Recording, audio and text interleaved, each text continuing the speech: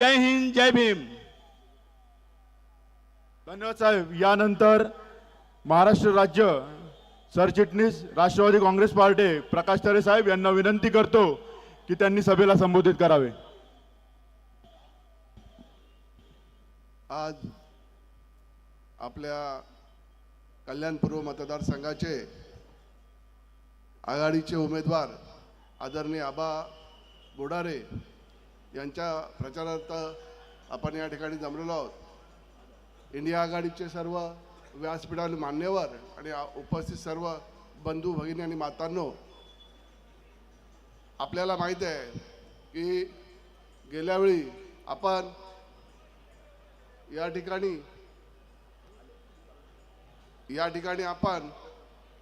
ठिकाणी सुषमाताई अंधारी यांचं आगमन झालेलं आहे. तर यांचं हार्दिक स्वागत या ठिकाणी आपण करतोय.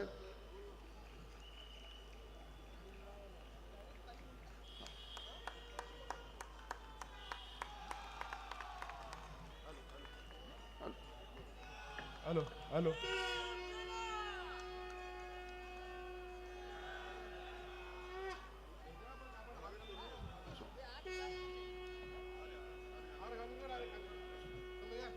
कार्यक्रमाची सुरुवात या ठिकाणी सर्व महापुरुष यांच्या पूजनाने होईल. सुषमाताई यांना विनंती आहे की त्यांनी प्रभू शिवछत्रपती यांच्या पुतळ्यास पुष्पार्पण करावे.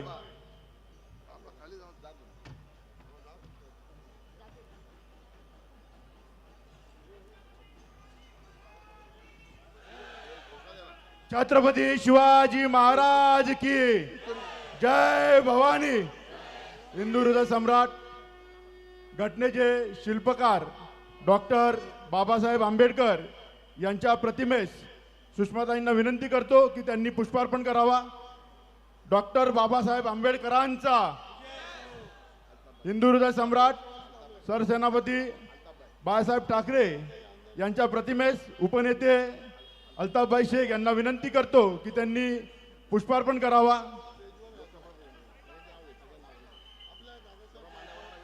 सर्व मान्यवरांना विनंती करतो की त्यांनी व्यासपीठावर उपस्थित राहावे. कामगार नेते शिवसेना उपनेते गुरुनाथजी खोत साहेब यांना विनंती करतो की त्यांनी व्यासपीठावर उपस्थित राहावे.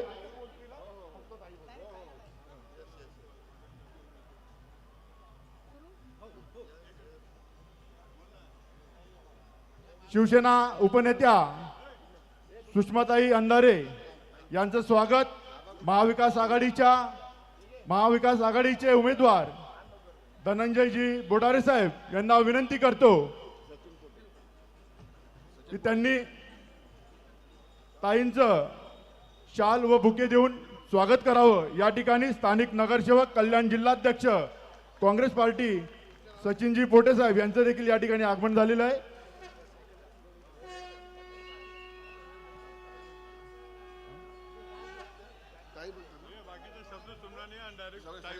या ठिकाणी सर्वच महाविकास आघाडीचे सर्वच मान्यवर यांचं शब्द सुमनांनी स्वागत करतो. आणि आजचे प्रमुख वक्त्या सुषमाताई यांना विनंती करतो की त्यांनी आजच्या या जाहीर सभेला संबोधित करावे.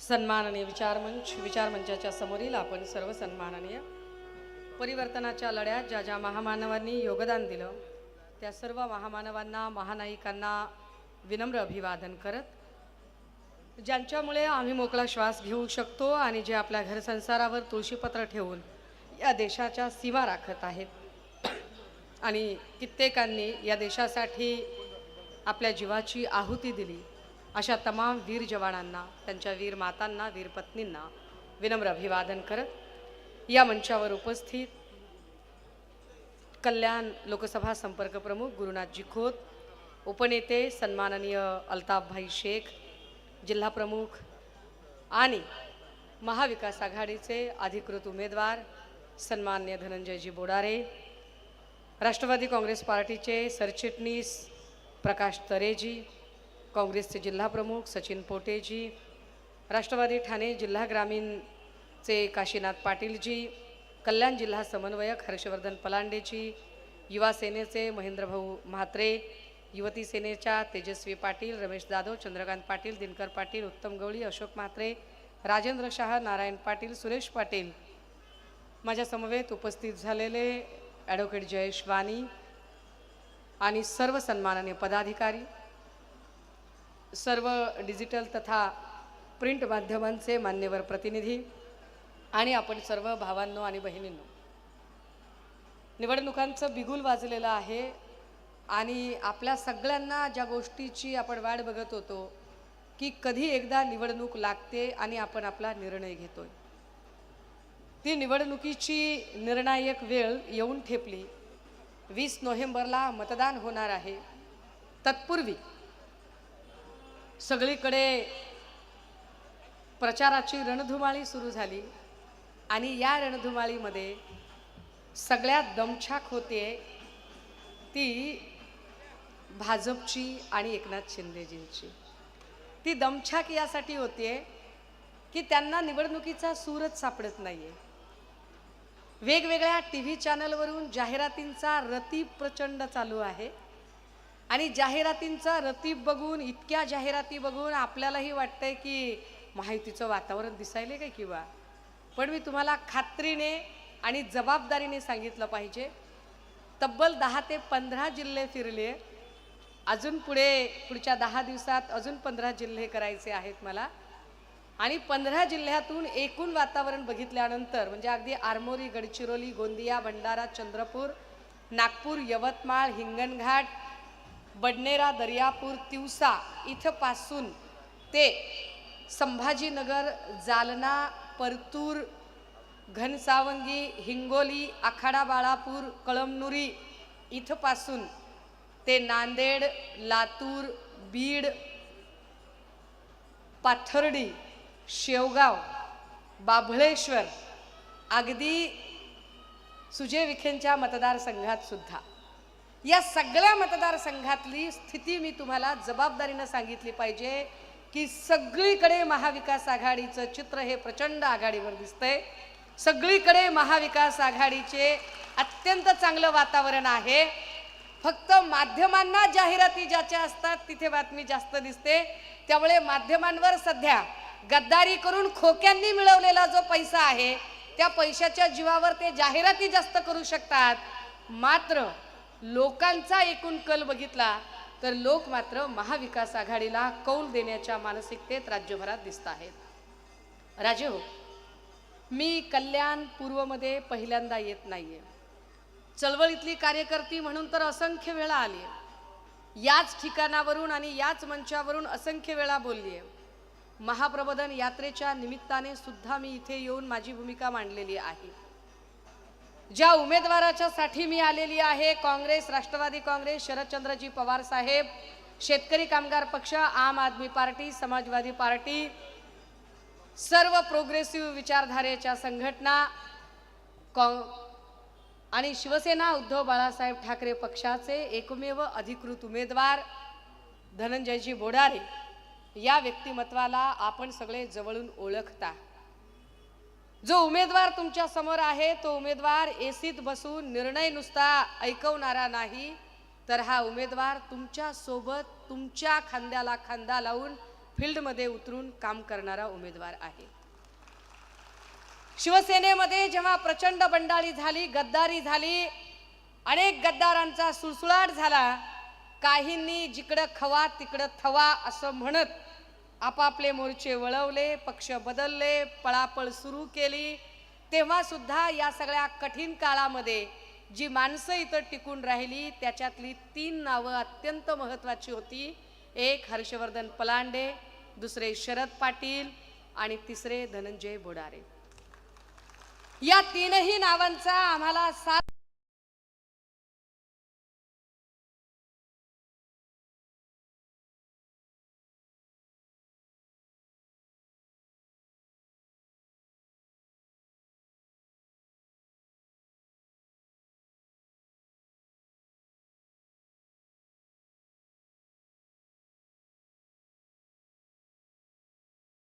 ठामपणे उभी राहिली आणि त्यांच्या निष्ठेचं फळ म्हणून, निष्ठावंताला न्याय द्यायचा म्हणून कुठल्याही मोठ्या अब्जोपतीच्या मागे जाण्यापेक्षा माझा शिवसैनिक मी मोठा करून दाखवेल असं म्हणत एका निष्ठावंत शिवसैनिकाला इथे पक्षप्रमुखांनी उमेदवारी दिली. या उमेदवारीला आता वास्तव रूपामध्ये खरं करून दाखवण्याची जबाबदारी तुमची आहे. राजे हो, ही उमेदवारी मी फक्त धनंजय बोडारे यांना निवडून द्यावं एवढ्यासाठी मांडत नाहीये. मला का ही जागा महत्त्वाची वाटते तर ही जागा मला महाविकास आघाडीचं सरकार आणण्यासाठी म्हणून ही जागा जास्त महत्त्वाची वाटते आणि आपण ते करू शकता. आणि महाविकास आघाडीचं सरकार का आणायचं बाबा? आधीचं सरकार आहे ते सरकार आम्हाला का घालवायचंय? मुळात आत्ता जे सरकार आहे ते सरकारच घटनाबाह्य आहे. गद्दारांनी गद्दारी करून, सन्मान्य पक्षप्रमुखांच्या आजाराचा गैरफायदा घेऊन, त्यांच्या आजारपणाच्या काळात जो कागद विश्वासाने त्यांना दिला होता त्या कागदाचा गैरवापर करून त्यांनी एक सरकार स्थापन करायचा प्रयत्न केला.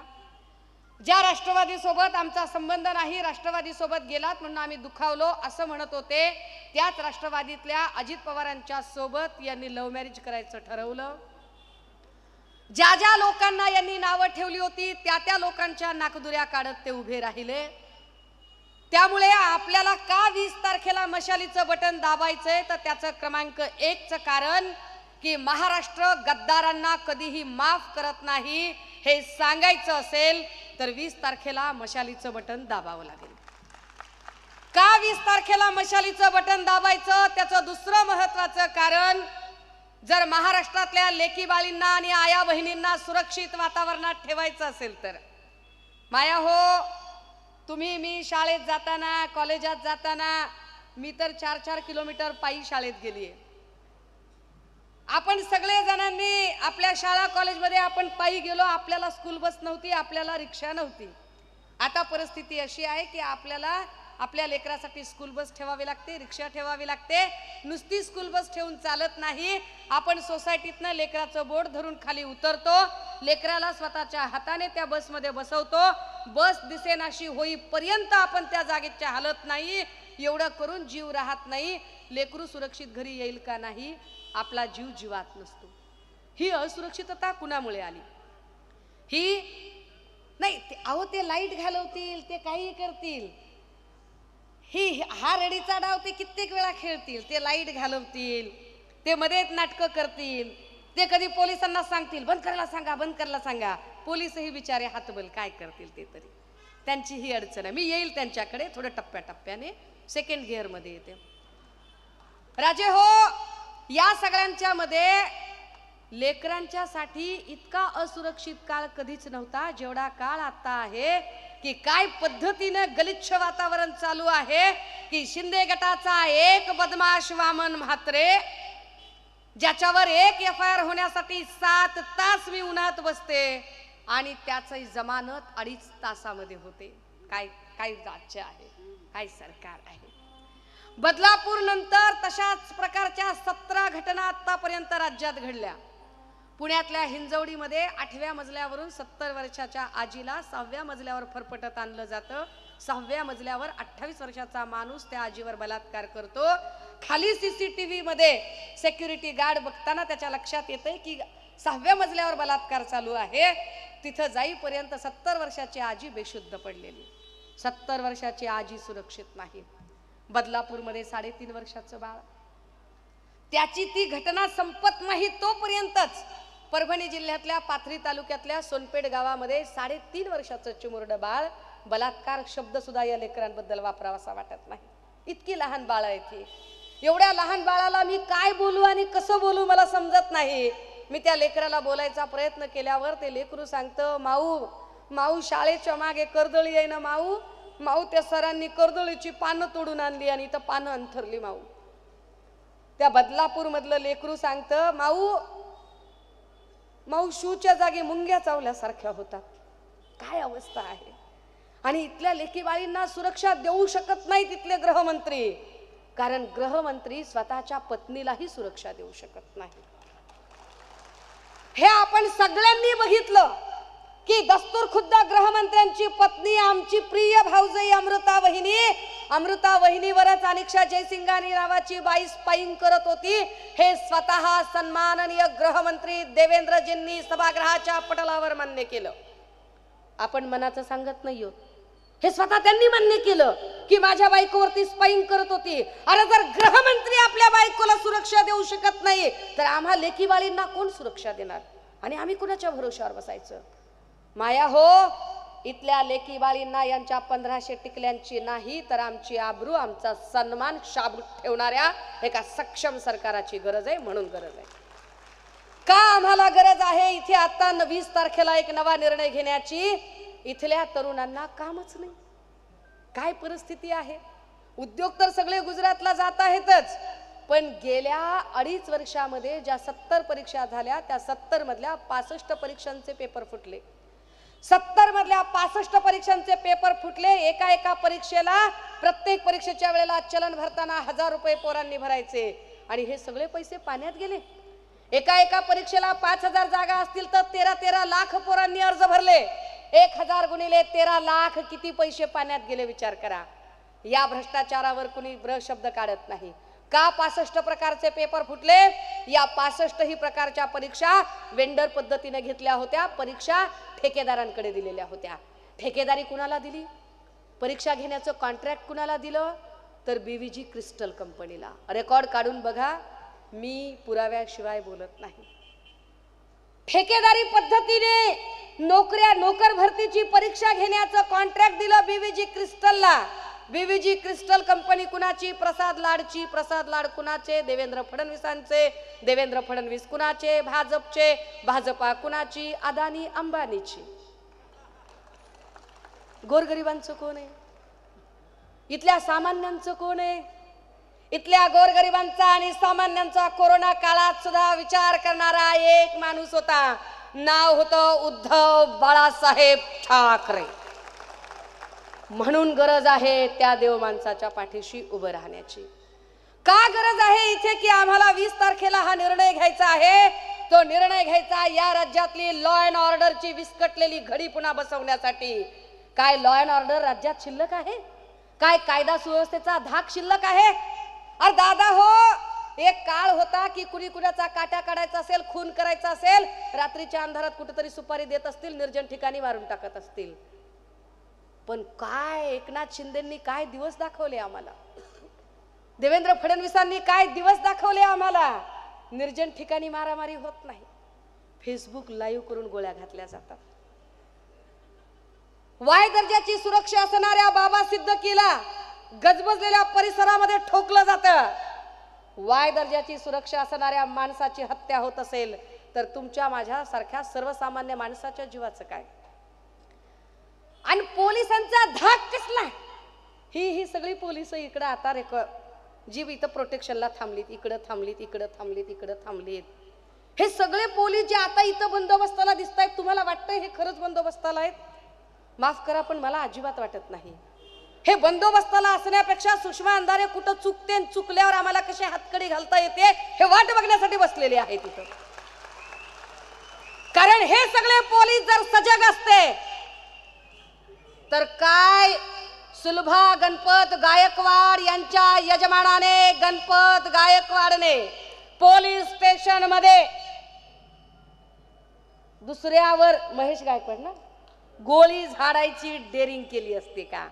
आईला पोलीस स्टेशन मध्ये गोळीबार होणं हे फक्त आणि फक्त it's happen only in Kalyan. It's happen only in Shinde and Fadnavis government.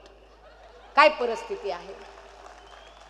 Police station मध्ये गोळ्या घालाव्यात, पोलीस स्टेशन मध्ये काय पोलिसांचा धाक आहे. अरे एक काळ होता की पोलीस स्टेशन समोरून माणसं ट्रिप्सी जायला घाबरायची, माणसं बेल्ट न लावता गाडी चालवायला घाबरायची. ती माणसं इतकी बेदरकार वागायला लागली की पोलीस स्टेशन मध्ये पोलिसांच्या समोरच गोळीबार करायला लागली. ते कशामुळे, कारण मुळात पोलिसांचा धाक या लोकांना राहिला नाही. मुळात एकनाथ शिंदे आणि देवेंद्र फडणवीस या 2 लोकांनी एकच काम केलं की सरकार गद्दारी करून सरकार स्थापन केल्यानंतर प्रत्येक मतदारसंघातल्या सत्ताधारी आमदाराने आपापल्या मर्जीतला पीआय आणायचा आणि पोलीस स्टेशनला नेमणूक द्यायची. आपल्या मर्जीतल्या पोलीस स्टेशनची बदली, त्या पीआयची बदली करून त्याला पोलीस स्टेशनवर आणायचा. पीआयने इमाने इतबारे एकच काम करायचं, सत्ताधाऱ्याचा माणूस असेल आणि कितीही वाह्यात वागला, कितीही बेकायदेशीर वागला तर त्याची अजिबात तक्रार दाखल करायची नाही, त्याच्यावर कुठलाही गुन्हा दाखल करायचा नाही. पण विरोधकाचा कुणी असेल तर मात्र लगेच 353, 354, 384, 149च्या नोटीस आता प्रेमपत्र दिल्यासारख्या. का? कसा पोलिसांचा धाक राहील बरं? काय पोलिसांचा धाक राहील? काय म्हणून देवेंद्र फडणवीसांनी, जे देवेंद्र फडणवीस गृहमंत्री आहेत, जे देवेंद्र फडणवीस कायदा आणि सुव्यवस्था चालवणाऱ्या खात्याचे मंत्री आहेत, काय म्हणून या माणसाने अशा माणसाला उमेदवारी दिली असेल की ज्या माणसाने कायद्याचं मंदिर असणाऱ्या पोलीस स्टेशन मध्येच, कायद्याचं मंदिर असणाऱ्या पोलीस स्टेशन मध्ये गोळीबार करावा आणि त्यांच्या पत्नीला तुम्ही उमेदवारी द्यावी? काय कमाल आहे. आणि त्या देवेंद्रजींनी कायद्याबद्दल आम्हाला सांगावं, त्या देवेंद्रजींनी आम्हाला नक्षलवादाबद्दल बोलावं. ते देवेंद्र फडणवीस सांगताहेत की राहुल गांधीजींच्या हातात जे लाल पुस्तक आहे त्यावरून ते निकष काढतात. माझ्याकडे आता गाडीमध्ये ते पुस्तक आहे, असेल तर आण रे दादा पटकन, माझ्या गाडीमध्ये आहे. देवेंद्र फडणवीस सांगताहेत की अर्बन नक्सली आहेत, लाल रंग हा अर्बन नक्षलवादाचा रंग आहे, शहरी नक्सली आहेत. कुठल्या लाल रंगाबद्दल बोलले ते? तो कोणता लाल रंग होता? या देशाची इंडियन कॉन्स्टिट्यूशनची जी ओरिजिनल कॉपी आहे, जी मूळ प्रत आहे, ज्या मूळ प्रतीच्या कव्हरचा रंग लाल आहे, त्या कव्हरला तुम्ही नक्सली कव्हर म्हणता? ती प्रत ज्याच्या हातात आहे त्याला तुम्ही अर्बन नक्सली ठरवता? देवेंद्रजी, भारतीय संविधानावर चालणे याला जर तुम्ही अर्बन नक्सलवादी म्हणत असाल तर होय, आम्ही नक्सलवादी आहोत. बाबासाहेबांवर प्रेम करणे म्हणजे नक्सलवाद असेल तर होय, आम्ही नक्सलवादी आहोत. बाबासाहेबांना आपल्या काळीज कप्प्यात ठेवणे आणि बाबासाहेबांचं संविधान राखण्यासाठी जीवाची बाजी लावणे याला जर तुम्ही अर्बन नक्सली म्हणत असाल तर होय, या महाराष्ट्रातला प्रत्येक फुले शाहू आंबेडकरवादी आणि परिवर्तनवादी विचारांवर प्रेम करणारा प्रत्येक जण अर्बन नक्सली आहे. काय म्हणायचंय तुम्हाला? मुळात देवेंद्रजींना हे सगळं का बोलावं लागतंय?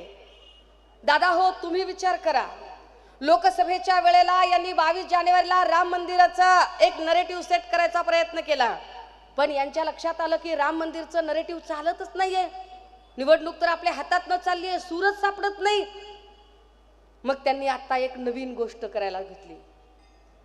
मग आता ते म्हणाले की आपण काहीतरी लाडकी बहीण वगैरे असं काही करू का, त्याच्यावर आपल्याला काही काम करता येईल का.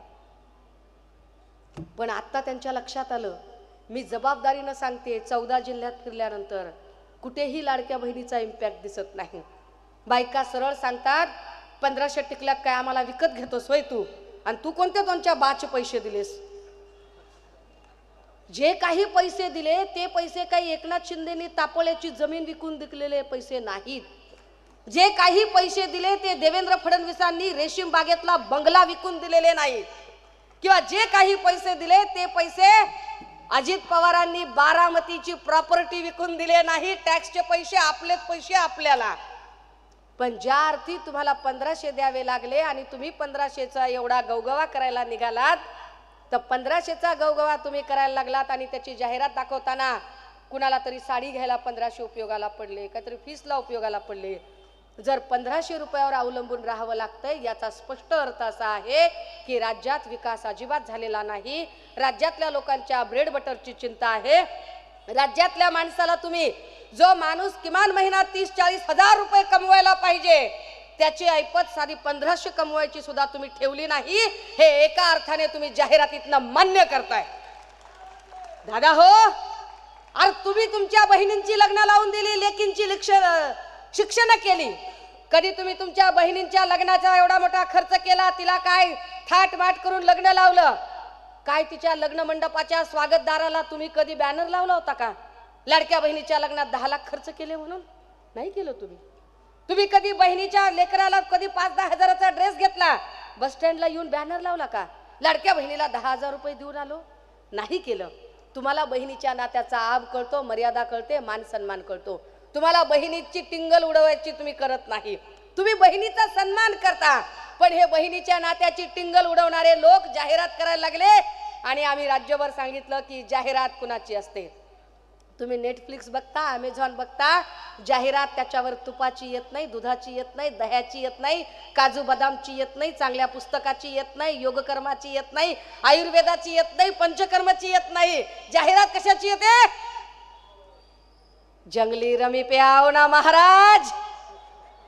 जाहिरात कशाची येते? खूब जमेगा रंग जब मिल बैठेंगे 3 यार आप मैं और बैक पाइपर सोडा.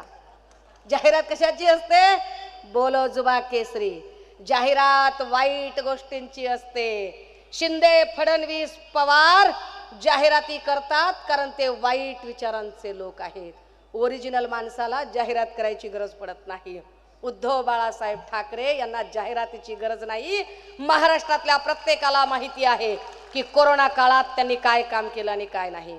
राजे हो, बीजेपीच्या भक्तुल्यांनी आणि 25 पैसे हिशोबाने मेसेज पास करणाऱ्यांनी सांगितलं की लाल रंगाच्या पुस्तकाला ते संविधान म्हणतायत पण ते संविधान नव्हतं.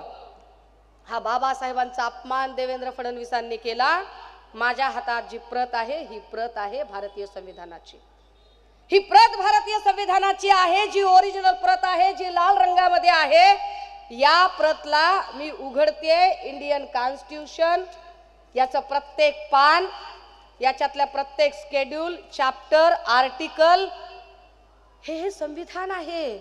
या देशामध्ये राहावे कसे, बोलावे कसे, शिक्षण कसे घ्यावे, नोकरी कशी मागावी, प्रमोशन कसं मागावं, घर कसं विकत घ्यावं, प्रमोशन कसं मागावं, जगावं कसं, मरावं कसं, पुरावं कसं, या प्रत्येक गोष्टीचा कायदा सांगणाऱ्या कायद्याचं हे पुस्तक आहे.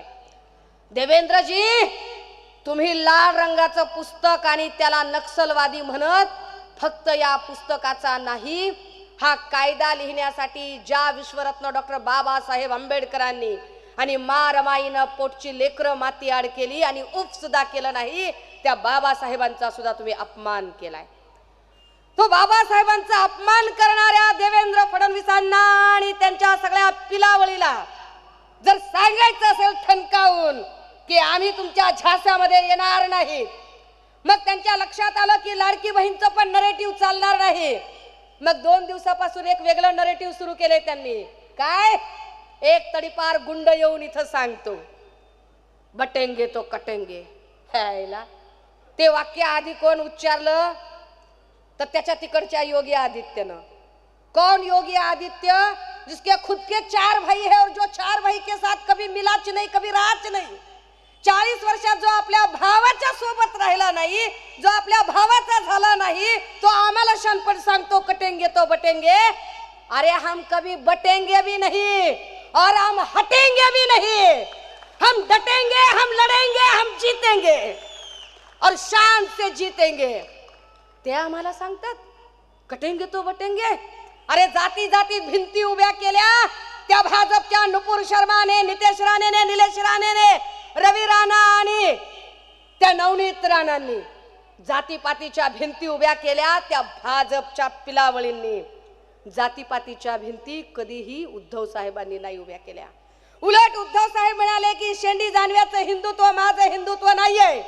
माझं हिंदुत्व म्हणजे हाताला काम आणि तोंडात राम हे आमचं हिंदुत्व असेल. गोरगरिबांची जातीपातीच्या नावावर कुणाचीही घर पेटवणारं आमचं हिंदुत्व नसेल, तर गोरगरिबांच्या चुली पेटवणारं आमचं हिंदुत्व असेल. नम करून डोळ्याला पाणी लावणारं हिंदुत्व नाही, तर डोळ्यातलं पाणी पुसणारं हिंदुत्व आमचं हिंदुत्व असेल. इतकी सर्वसमावेशक सगळ्यांना सोबत घेऊन जायची व्याख्या ती उद्धव साहेबांनी सांगितली. परंतु भाजपला निवडणुकीचा सूर अजूनही सापडत नाही. ते अजूनही त्यांच्या नरेटिव्ह मध्ये अडकलेले आहेत. ते विकासावर बोलत नाहीत, ते रोजगाराच्या संधीवर बोलत नाहीत, ते कायदा सुव्यवस्थेवर बोलत नाहीत. दादा हो, काय म्हणून आपण त्यांच्या उमेदवाराचा विचार करावा? कारण भाजपने जो उमेदवार दिला त्या उमेदवाराकडून आम्ही काय शिकायचं? गुंडागर्दी करायची? काय शिकायचं? आम्ही गोळीबार करायचा? काय शिकायचं आम्ही? खंडण्या वसूल करायच्या? काय शिकायचं आम्ही? की तुम्ही तुमच्या कमिशन आणि एजंटसाठी एकमेकांना गोळ्या घालता? तुम्ही लोकांच्या विकासावर काय बोलणार? तुम्ही लोकांच्या प्रश्नांवर काय बोलणार? लोकांचे प्रश्न मांडायचे असतील, लोकांबद्दल बोलायचं असेल तर तिथं एकच माणूस चालू शकेल, नाव असेल धनंजय बोडारे. आणि म्हणून येणाऱ्या 20 तारखेला आपण सगळ्यांनी एकत्रितपणे हा निर्णय घेणं गरजेचं आहे.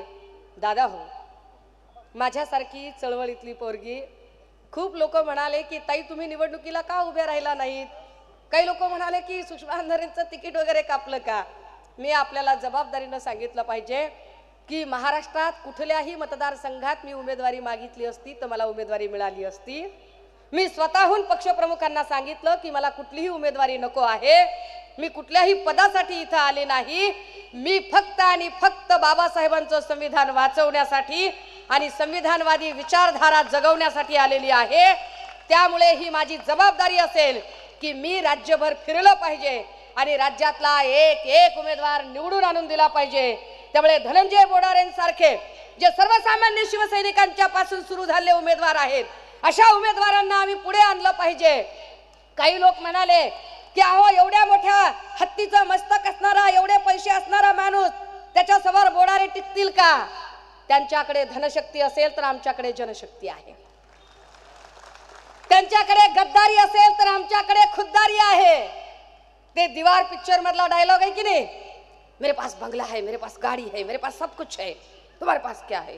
तसे भाजप वाले आम्हाला विचारतात, देखो गोली मारने के बावजूद मुझे टिकट मिला, मेरे पास देवेंद्र फडणवीस है, मेरे पास ईडी है, मेरे पास सीबीआई है, मेरे पास अक्खा पुलिस का स्टाफ है जो मैंने गोली दागने के बावजूद भी मेरे लिए काम कर रहा है, मेरा प्रोटेक्शन कर रहा है, घूम रहा है मेरे पीछे, तुम्हारे पास क्या है? आम्ही ठामपणे सांगतोय, हमारे साथ ईमान है, हमारे साथ जनता है. त्या सगळ्या मायबाप जनतेला दोन्ही हात तिसरं मस्तक जोडून एवढीच विनंती असेल, दादा हो, आम्ही खात्री देतो, आम्ही विश्वास देतो की हा विजयाचा शंखनाद 23 तारखेला घुमला पाहिजे, जागला पाहिजे. दादा किती नंबरचं बटन आपलं? 1 नंबरचा माणूस 2 नंबरचे धंदे करणाऱ्या लोकांच्या विरोधात उभा आहे. 1 नंबरचा माणूस 1 नंबरचं बटन दाबायचंय, दणक्यात बटन दाबायचं आणि 23 तारखेला तुमच्या सोबत याच मैदानावर विजयाचा गुलाल उधळायला मी सोबत असेल. थांबते पुनश्च एकदा, आपलं चिन्ह काय? आपलं चिन्ह काय? लढणार आणि भिडणार, महाराष्ट्रात फक्त मशाल पेटणार. थांबते, रजा घेते. जय हिंद, जय महाराष्ट्र. आज या ठिकाणी इंडिया महाविकास आघाडीचे उमेदवार धनंजयजी बोडारे साहेब यांच्या जाहीरनामा विनंती करतो सुषमाताई यांना की त्यांनी या जाहीरनाम्याचे अनावरण करावे.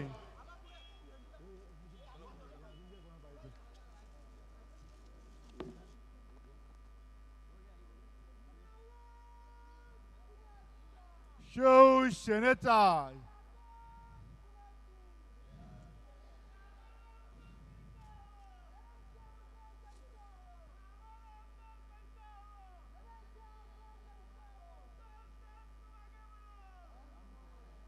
उद्धव साहेब आगे बढ़ो, धनंजय बोडारे साहेब आगे बढ़ो. इंडिया महाविकास आघाडीचा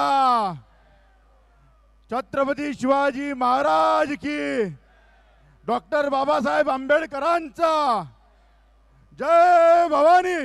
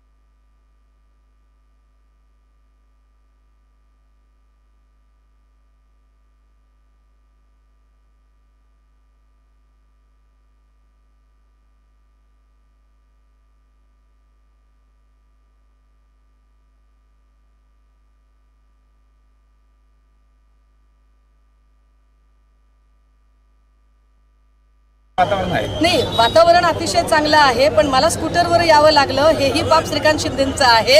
कारण इतकी टक्केवारी आणि सगळ्या कमिशनचा धंदा आहे की याच्यामध्ये रहदारीची कोंडी इतकी होते की ज्या कोंडीबद्दल स्वतः नितीन गडकरीजींनी सुद्धा नाराजी व्यक्त केली की कल्याण डोंबिवली परिसरामध्ये रस्त्यांचं काम अजिबात झालेलं नाही.